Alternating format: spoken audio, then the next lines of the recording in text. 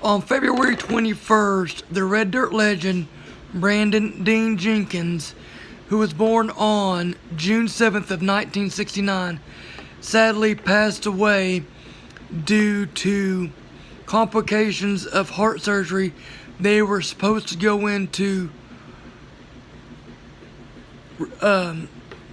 replace his aorta and aortic valve, and sadly he had complications from that surgery. And on March 22nd, he sadly passed away.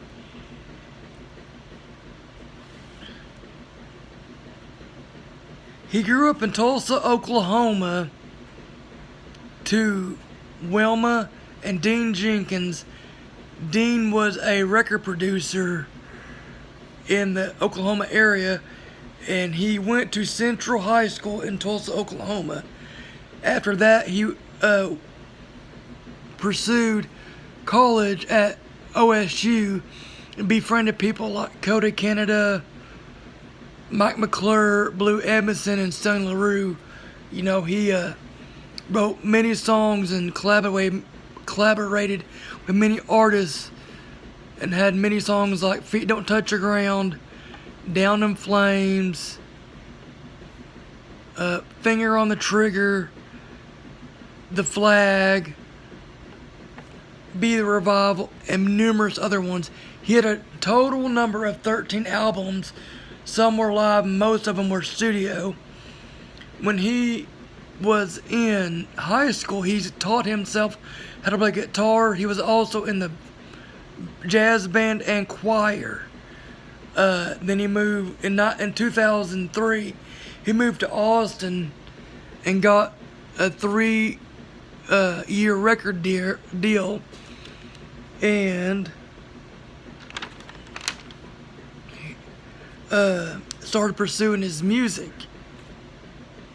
His uncle was a Grammy Award winning bass player, sound engineer, and producer, who was in the likes with Dwight Yoakam, Elvis Presley, and a bunch of other people. His influence was Woody Guthrie, J.J. Cale. J.J. Cale, if you don't know who that is, he is the guy that wrote Leonard Skinner covered it, Call Me the Breeze, and also a song called what is that? Hang on real quick. If you're ever in Oklahoma, Cody Canada covered it on one of his acoustic albums. And J.J. Cale, and who else was he influenced by? And Leon Russell. Also,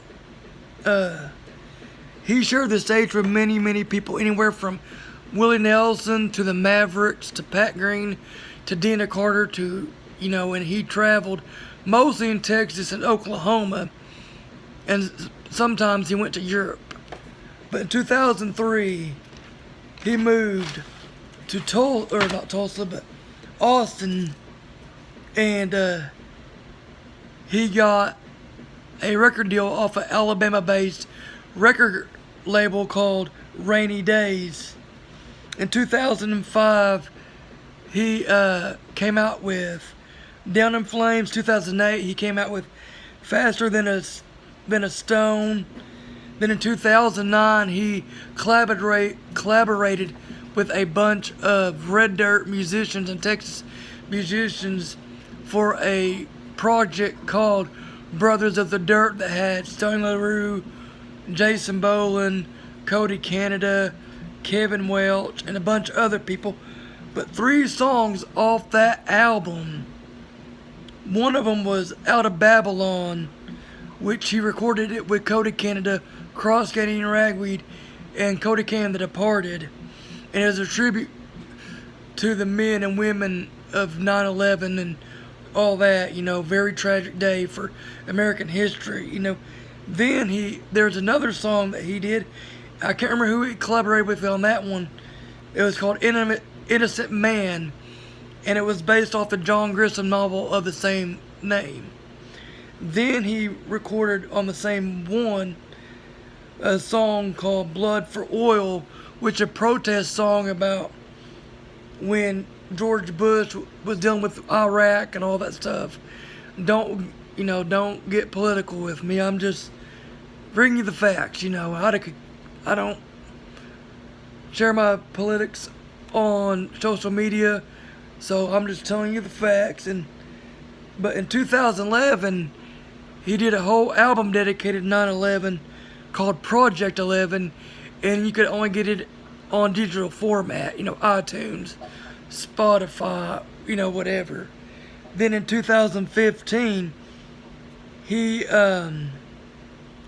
recorded Blue Bandana in 2 days at Yellow Dog Studios, and I think it's in Oklahoma. Then he also moved to Nashville during that time. And then, like I said, he and the last project he did was called Taillights in the Boomtown, and it had a song called Be the Revival on it. And